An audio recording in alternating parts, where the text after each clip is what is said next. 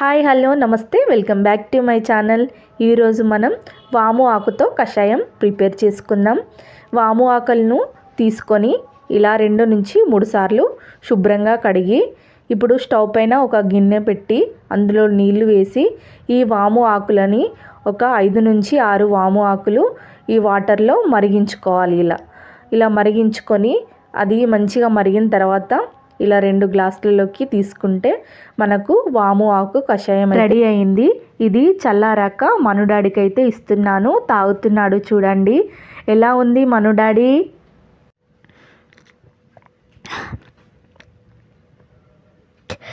Very super mummy.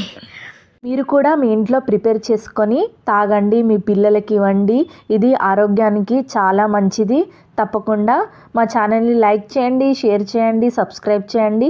మరిన్ని మంచి వీడియోస్తో మళ్ళీ మీ ముందుకు. అంతవరకు బాయ్.